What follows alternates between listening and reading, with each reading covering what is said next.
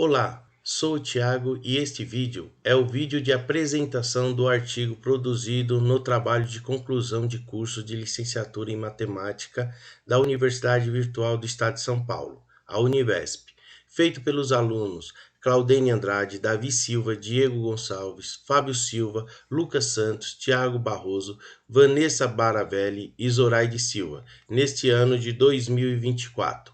Esse trabalho foi orientado pela professora Vanessa Pessoa, tendo como título Os desafios do ensino da matemática nos anos iniciais da educação especial, limites e possibilidades, sendo dividido em 4 sessões, sendo a primeira Políticas Públicas de Educação Especial no Brasil, uma breve análise histórica. A segunda, caminhos metodológicos para uma educação inclusiva.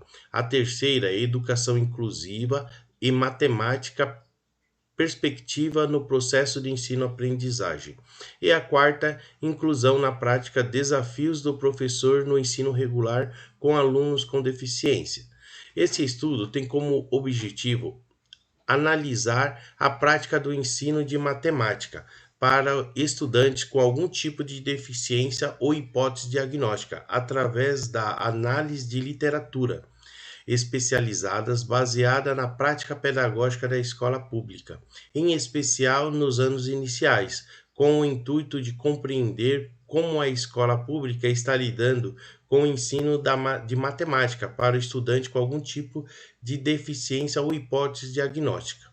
Dentro da introdução desse trabalho, vemos que, segundo Vygotsky, 1991, a deficiência é vista como um fenômeno socialmente construído, amparado em interpretações que buscam a homogeneidade, a rotulação e a classificação de pessoas com deficiência.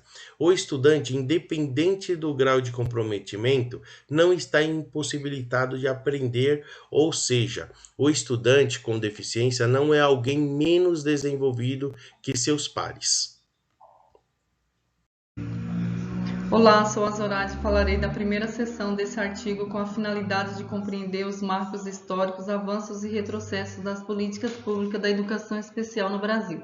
As primeiras iniciativas são do final do século XIX e início do século XX, com um caráter filantrópico e religioso, com a presença de instituições como a Associação de Pais e Amigos dos Excepcionais, criada em 1881, e o Instituto Pestalozzi, de 1905, que oferecia caridade e assistência, segregando as pessoas com deficiência do ensino regular, conforme aponta Costa, Rendes e Ângelo. Das décadas de 1930 a 1960, uma época de integração formal e segregação prática. A educação especial foi marcada pela segregação e institucionalização com uma política pública de integração. Nesse período, intensificou-se a segregação, criando escolas e classes especiais, impulsionadas pelo movimento higienista. Em 1961, a educação especial foi institucionalizada na Lei de Diretrizes e Bases da Educação Nacional, em seu artigo 78, que previa a integração dos estudantes com deficiência no ensino regular, mas sem diretrizes claras para a sua implementação. Esse período foi marcado por um paradoxo entre a integração formal e a segregação na prática, com a persistência de escolas e classes especiais como a única opção para muitos estudantes. Já as décadas de 1970 e 80 foram marcadas pela expansão, profissionalização e persistência desta segregação, com um crescimento significativo das matrículas em escolas especiais. Isso foi impulsionado pela crescente consciência da importância da educação para pessoas com deficiência, mas tanto os professores quanto os materiais pedagógicos adequados ainda eram escassos. Desta forma, foi criado o Centro Nacional de Educação Especial, em 1973, visando a formação de professores e a produção de materiais pedagógicos voltados para a educação especial. Na Constituição Federal de 1988, ficou estabelecido que a educação deveria ser reconhecida como um direito social garantido a todos os cidadãos brasileiros, especificando no artigo 208 o direito ao atendimento educacional especializado para pessoas com deficiência, preferencialmente dentro do sistema regular de ensino. Olá, sou o Davi e darei continuidade nessa sessão.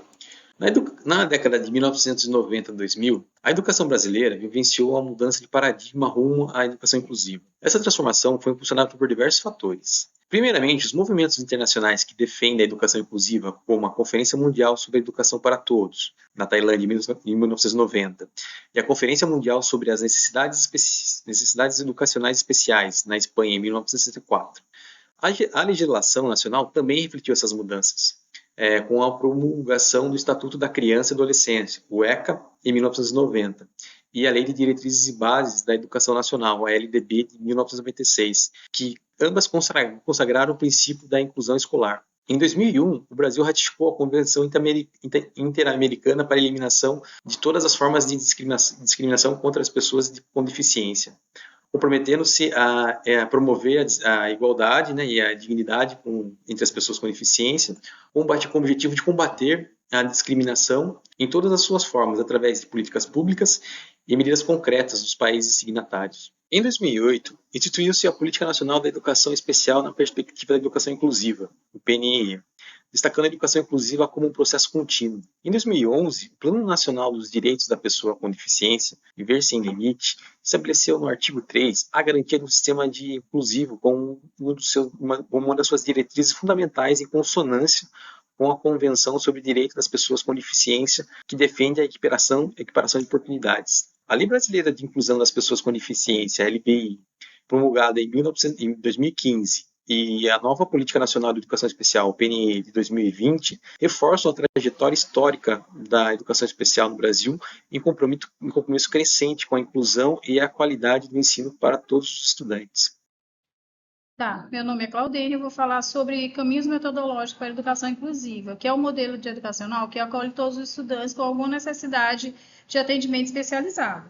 Hoje, porém, a maioria da dificuldade é a questão da falta de infraestrutura nas escolas, como acessibilidade de materiais e acessibilidade física, no caso, e materiais didáticos específicos, além da falta de profissionais especializados, né? Por quê? Porque para mim atender uma pessoa que tem uma certa dificuldade de aprendizagem, que tem necessidade de atendimento diferenciado, eu preciso primeiro ter um professor qualificado, uma pessoa qualificada para passar esse conhecimento, para identificar todas as barreiras, para que seja vencida de forma que ele possa absorver o máximo desse conteúdo, tá? Porque a gente nem pensa mais hoje em dia numa questão de absorver tudo, a gente pensa em identificar as barreiras e aproveitar o máximo do conteúdo.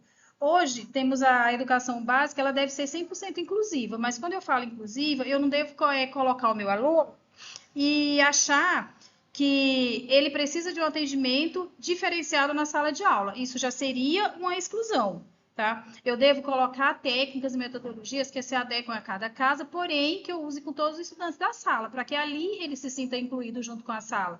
Eu devo reconhecer todas as diversidades, criando um ambiente de aprendizagem acolhedor para todos os alunos. Por quê? Se eu começo a desenvolver metodologias que eu posso usar com apenas um aluno, automaticamente eu também estou excluindo o meu aluno.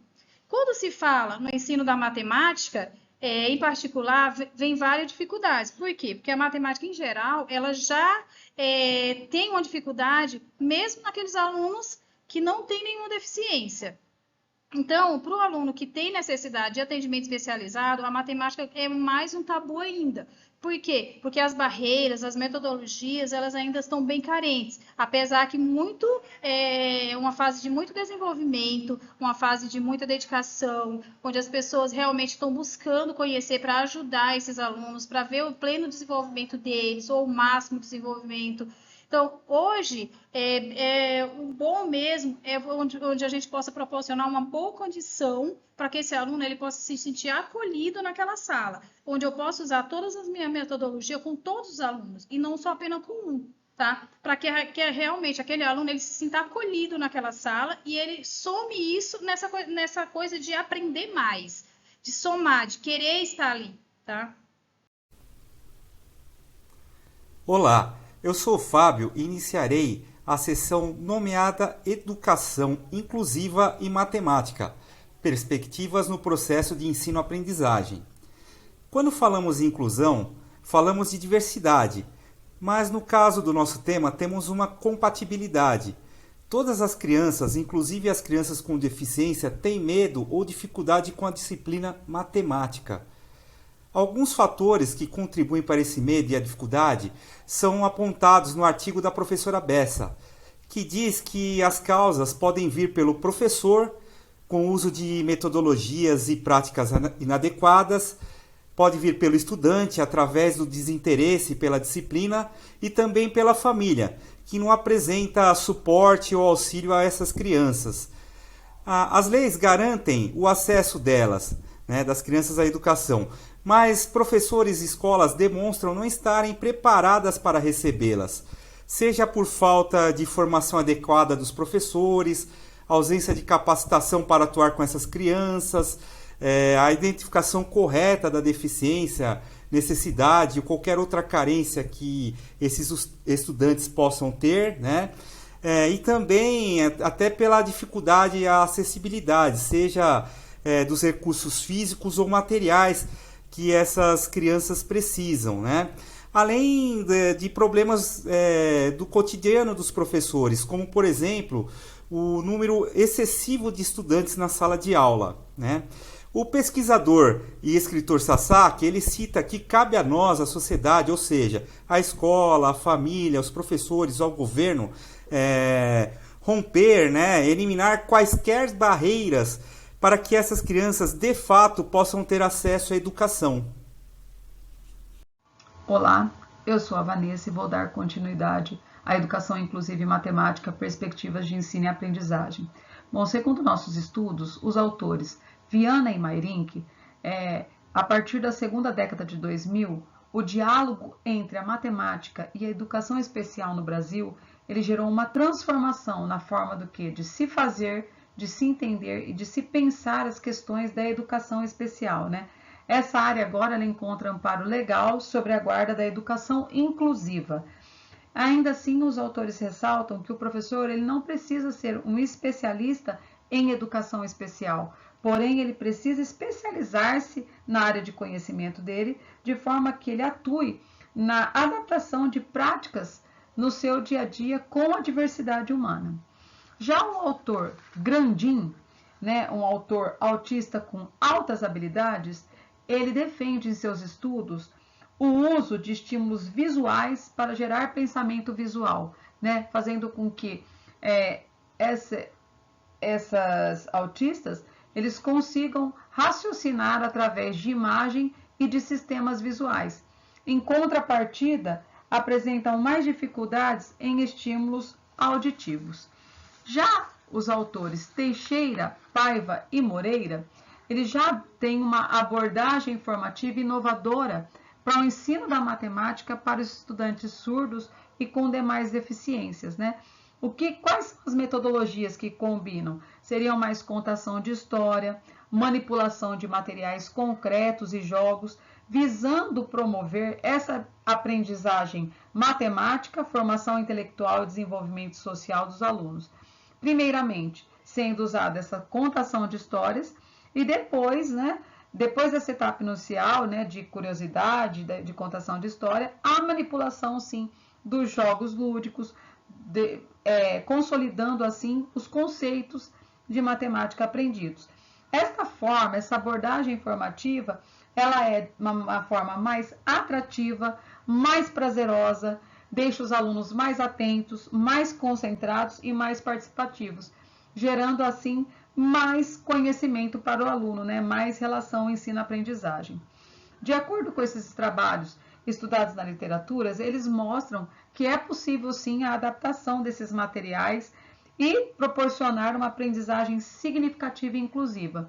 No entanto, para que a gente consiga essa abordagem, é necessário investir na formação dos professores e na infraestrutura da escola. Olá, sou o Lucas e vou apresentar a quarta sessão, que é o desafio dos professores no ensino regular com alunos com deficiência. Uma pesquisa realizada por Vasconcelos e Manrique com professores do estado de São Paulo revelou que a maioria desses professores não possui formação necessária ou experiência em educação especial. As escolas onde eles atuam dispõem de uma carência de materiais didáticos e recursos específicos para atender este público, fazendo com que o modo de ensino seja igualitário para todos os estudantes, inclusive os estudantes com deficiência. É necessário investir na formação continuada dos professores para que os prepare para lidar com as diversas diferenças de maneira significativa. É necessário também que haja uma mudança na postura dos professores, com valorização da diversidade. Conforme Diniz, 2012, página 101, o trato pedagógico da diversidade é algo complexo.